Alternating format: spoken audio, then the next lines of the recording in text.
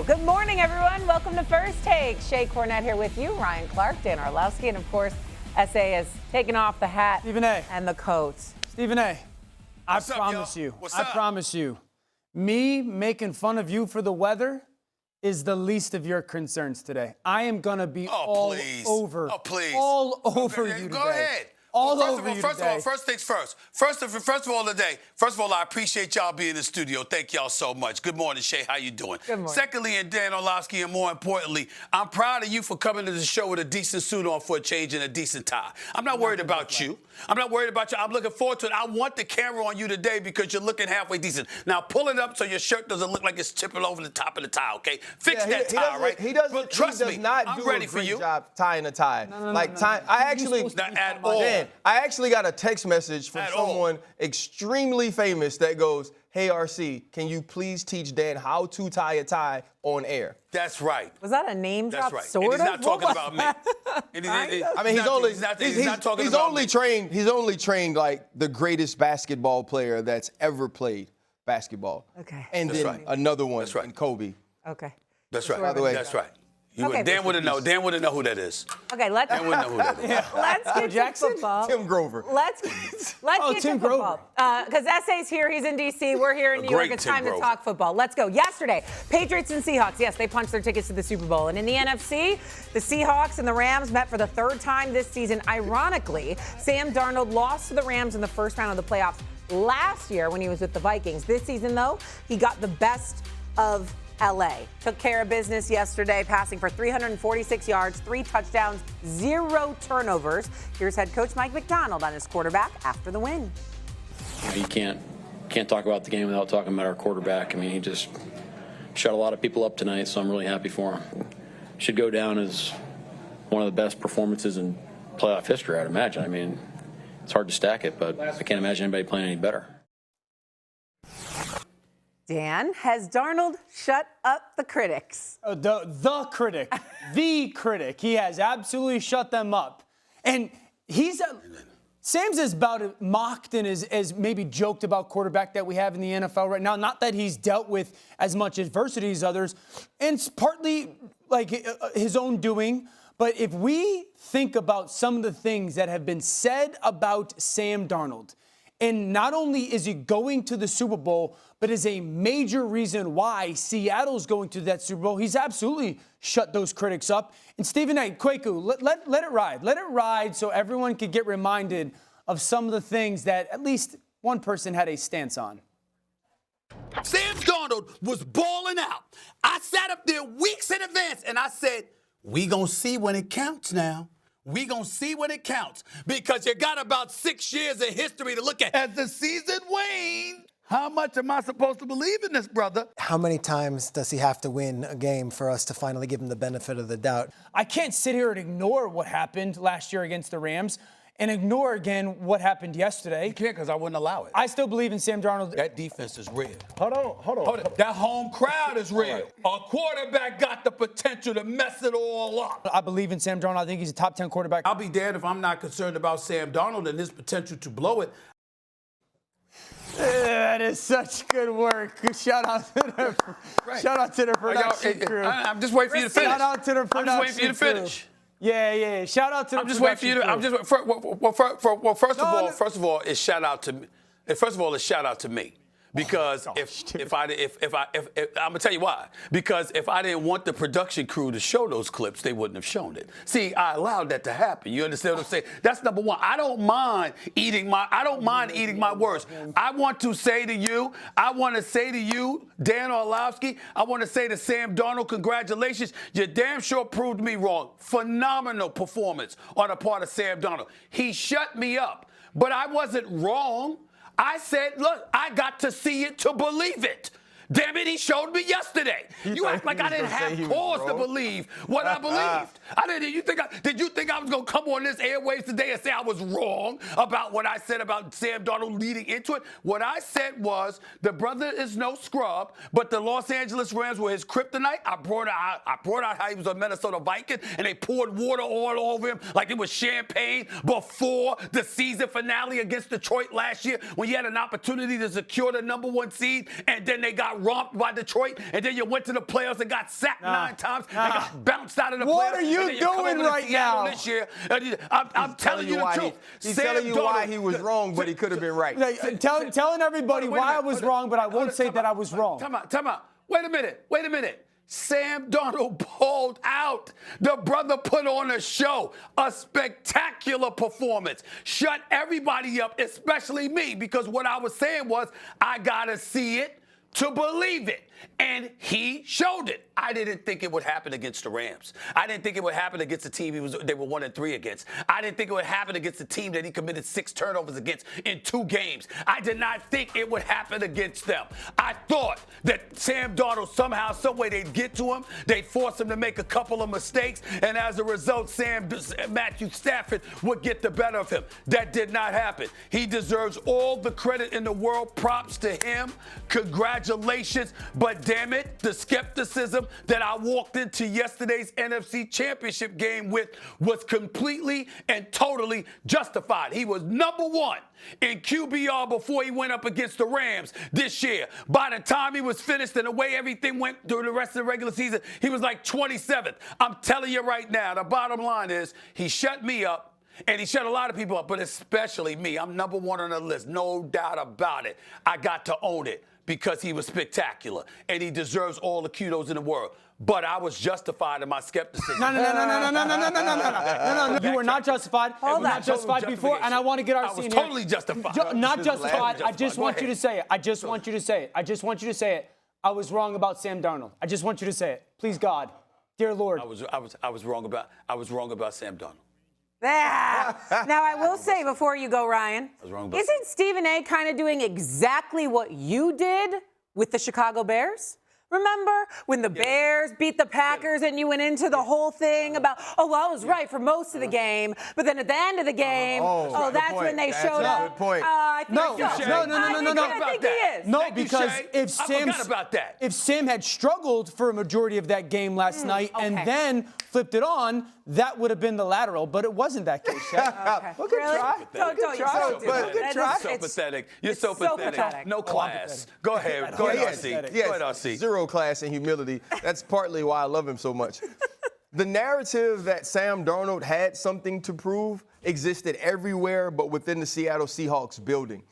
Zach Charbonnet came on the show with us after the San Francisco game with SVP, and SVP asked him about Sam Darnold shutting up some of those narratives, and he acted like he had never heard of it. He's like, that's not something we talk about. Sam Darnold, after the game, when asked questions, was asked, okay, how do you feel? How have you dealt with this? Tell us about the journey. And he was like, I'm just in the moment. They haven't been talking about what Sam Darnold had to prove because he was their guy. John Snyder, the general manager, went out and pinpointed Sam Darnold, got rid of Geno Smith because he believed in him. And everything that the Seattle Seahawks have done since the 4th quarter of Week 16 has been to prepare Sam Darnold for this moment. Only 1 interception since Week 17 against the Carolina Panthers. Started to utilize Kenneth Walker III more. Kept him from having to throw in volume, so you cut down on turnovers. You cut down on mistakes. And then Clint Kubiak called the game like that narrative never existed. Late in the 2nd quarter, what do? You're aggressive. You score with 25 seconds left to JSN on a post corner out of the backfield. And let's go to the last drive. The last drive, you throw it backed up on 2nd and 6 from your 10-yard line. You throw it on 2nd and 8. You throw it on 3rd and 8. And at 2:14 left in the game, you call a boot to put the ball into Sam Darnold's hands. So it's not lip service in Seattle that they believe in this dude. They are calling the game because they believe in this dude. Xavier Smith drops the punt, muffs the punt. The first play, you attack simulated pressure in 2-eye. They believed in Sam Darnold the entire season. The only folks that kept the narrative going about him was us because it wasn't them. Let me put this into context for what Sam Darnold did yesterday, okay? So when it comes to shutting up critics, it's what you do and where you do it, okay? If you go to 3rd downs yesterday, 3rd down, not just yesterday, in these playoffs, 3rd down, Sam Darnold's QBR, 94.8. That is out of 100. Down in the red zone, his QBR, 95.2. For context, the only quarterbacks to go from the playoffs into the Super Bowl with above a 90 in both of those elements, Tom Brady, Drew Brees, Patrick Mahomes. That's how good Sam Darnold has played in this playoffs and when it matters the most. What he did yesterday is not just silence critics, he dunked on them. Oh, Lord.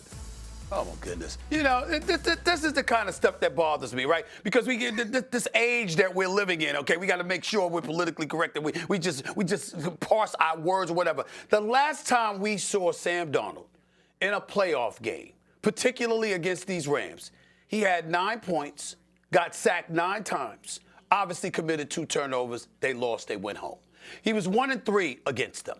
He shows up and he balls out. But leading into the game against the Rams, it wasn't like there wasn't fodder there. It wasn't like there wasn't enough ammunition there to say, I got to see it to believe it. Now, he showed up. They 7-13 on third down yesterday. 4 touchdowns and 5 trips in the red zone. Okay, not a single turnover. He showed up and he showed out. There's nothing wrong with acknowledging, yo, he was fantastic. He was great. He silenced everybody. But it wasn't like we were devoid of justification for being skeptical about him coming into the game. He was 28-4, 29-4 against everybody else in the National Football League. What did we say? We got to see it against the Rams. We got to see it against the Rams. Because that's who the hell he was going up against. And oh, by the way, if it wasn't, listen, I don't know what would have happened if you don't muff a punt, okay, and commit that crucial turnover. There's a lot of things that could have happened that could have went this way. But you give credit where credit is due because Sam Darnold was absolutely sensational yesterday. He showed up, he showed out. But he gave us plenty of ammunition for skepticism. And by the way, this is his 4th team in 4 years. I mean, there's a whole bunch of people that didn't believe in him. So let's not forget that, Orlovsky. That is the reality of the situation. He just showed up and showed out, and we sit here this Monday morning and pay homage to him and give him a boatload of credit. It's an incredible story. I think Seattle's gonna win the damn Super Bowl. You got people like Will Smith, Charlie Mack, and the crew raving about what this brother did yesterday and how they picked it all along and all. Because Charlie Mack wants all the credit in the world. RC, you know that. Go ahead, I'm gonna give it to him. But let's not act like Sam Darnold did not give us cause to pause, especially when it was going against the Rams. That's all I'm trying to say. And he proved us wrong. Well, the thing is this, Stephen A., you are absolutely right. Anyone who was skeptical of Sam Darnold had enough film, and Dan knows this, you had enough film and experience to point to say that you needed to see it in the biggest moment. That is no issue, but I want to point to Joe Douglas, former general manager of the New York Jets. He had a quote when he let go of Sam Darnold, and he said, I believe Sam Darnold will be a star. It's not that we were, just paraphrase, it's not that I was wrong. It's that we didn't have the right infrastructure around him. This is a dude that can succeed going forward. What this tells you is surrounding and supporting cast, the right situation, all of those things matter for these young, talented quarterback. And finally, Sam Darnold is in a place that has all of those things, and we got the very best of him in the most important moment until the next. Resiliency, like mental toughness. We have seen young quarterbacks be in very similar situations that Sam Darnold was in, and it just breaks them. It breaks them, and they can never find their way back. Credit Sam Darnold, it never broke them. And then also let's credit a guy like a Kyle Shanahan, who took him in and started to rebuild him. And then let's credit a guy like Kevin O'Connell, who took him in and absolutely rebuilt him. And then credit Seattle and Clint Kubiak and the way that they have just taken this player that was crazy talented and got him to play his best football. Yeah, multiple playoff wins now for him, at least with the Rams. Yes, go ahead, last word. I want to take a moment to just say congratulations to another individual. His name would happen to be DeMarcus Lawrence. Yeah. He's been in the league for 12 years. Yeah. And he's been in the league for 12 years in Dallas. He departs. his first year away from the Cowboys, he's in the Super Bowl. Congratulations to DeMarcus Lawrence. I just wanted to say that. Okay, that's fair enough. So Seattle is going to find their way to Santa Clara, where we will all be on hand for the Super Bowl, and then they will join the New England Patriots. Let's go to the losing side of this, because it was a close game. We knew it was going to be between these two teams, a little bit of back and forth. The Rams, where did it go wrong? What happened, RC? Well, the Rams lost this game in the same way they lost all 6. They have a special teams play or plays that lets them down. We've seen that continuously. And they have a back end that can't stop giving up chunk plays. Sam Darnold threw for over 340 yards. We had Shaheed with a catch of 51 yards. You had JSN with a catch of 42 yards. Bobo has one catch, and it's a 17-yard touchdown, even a screen to Kenneth Walker that totaled 15 yards. This is what we've seen from them the entire year. And last week we were asking the question, does Matthew Stafford have to play well in order for them to win? And I said two things. Matthew Stafford has to play like an MVP, which in my opinion he did. I said Sean McVay has to coach like a coach of the year, which in my opinion he did. And those two things that have let them down the entire season let them down again. You know why Sean McVay went for it on 4th and 4? Because he knew good and damn well that defense wasn't going to get him the ball back. You know who else knew that? The Seattle Seahawks. That's why when you're backed up on your 10-yard line, you'll drop your quarterback back because the 4-man rush ain't hitting like it used to hit. The pressures aren't doing what they used to do. And on the back end, you can't cover. And you can't cover anybody. It wasn't that you just couldn't cover JSN. It was that in every important moment, Sam Darnold was able to find an open receiver. And so when you are the Los Angeles Rams, who has this quarterback who is working to put himself in a conversation that not many people are in, a conversation of the elite, and he shows up like that, to allow yourself to lose in the way that you've lost the entire season has to be maddening for the offense of the Los Angeles Rams because they were phenomenal. Well, let me say this to you real quick, and I don't I mean, the football analysis is what it is. It's exceptional, so I can't refute that from either one of you. What I would say to you, however, in hindsight at least, we get to look at the fact that you did go for it on 4th and 4. You didn't kick a field goal to pull you within 31-30. And we get to reflect on that and say, was that the greatest decision? And here's why we say that, guys, because you did end up getting the ball back. And when you got the ball back, although it was a limited amount of time, you needed a touchdown to win the game instead of a field goal. If you had pulled within 31-30, but they ultimately get they go downfield and let's say, for example, they score. You know what? You still would have needed a touchdown and in all likelihood a 2-point conversion, to tie the game, send it overtime or whatever. All I'm saying to you is that I get to look at that. And I say to myself, I know the defense was bad. They couldn't stop anybody. It was Cup open. It was Bobo open. It was and Smith and Jake. But we get all of that. But the point is at the end of the day, you just look at it and you just say to yourself, damn, what if they had kicked the field goal? What if they were within 31-30? What could have happened? You do find yourself asking that question simply because it's Matthew Stafford and the way the game ended. That's all. Before Dan goes, if they do kick that field goal, what we do know is they weren't trying to kick the ball to Shaheed. So let's just say they get the football on the 35-yard line and you have a drive that ensues like the one we saw. They just kick another field goal and they're down 4 again when they get the ball. And so I do think Sean being aggressive was the correct move. That's not a conversation. Going forward is 100% the right thing to do, but it's in the math of it, but also your defense can't get a stop. The reality is, and also, and we don't have to overthink this situation. I will say this about the 3rd and 4th down. I think that when they look back on it, the Rams, and I know defense often dictates what to do with the ball, I would tell you the regret is not getting the ball towards Devontae or Puka in that situation. You got Matthew Stafford, who should be the MVP. You got a Hall of Famer in Devontae, who leads the NFL in touchdowns, and Puka, who's one of the best offensive weapons in the league. That ball has to. It has to get thrown to one of those two guys on 3rd and 4th down. So I 100% agree going for it, but I do think, God bless America, we got to get the ball to those guys in that situation. Credit Seattle for the defense. We don't have to overthink this. 9 in the coverage. Yeah, but we don't have to overthink this. RC's 100% right.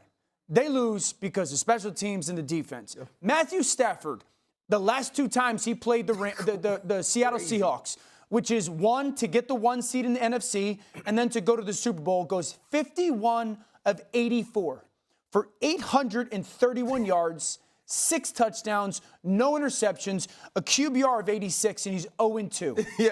Yeah. They lose. The Rams are not in the Super Bowl and likely winning the Super Bowl because the defense let them down, point blank. Yeah, that's tough. I mean, Matthew Stafford played phenomenal, and he has been. And special teams. All year. And special teams. Despite 3rd and 4th down, though. This is his first playoff game for Matthew Stafford where he was 0 completions on 3rd and 4th down. So that's a bummer.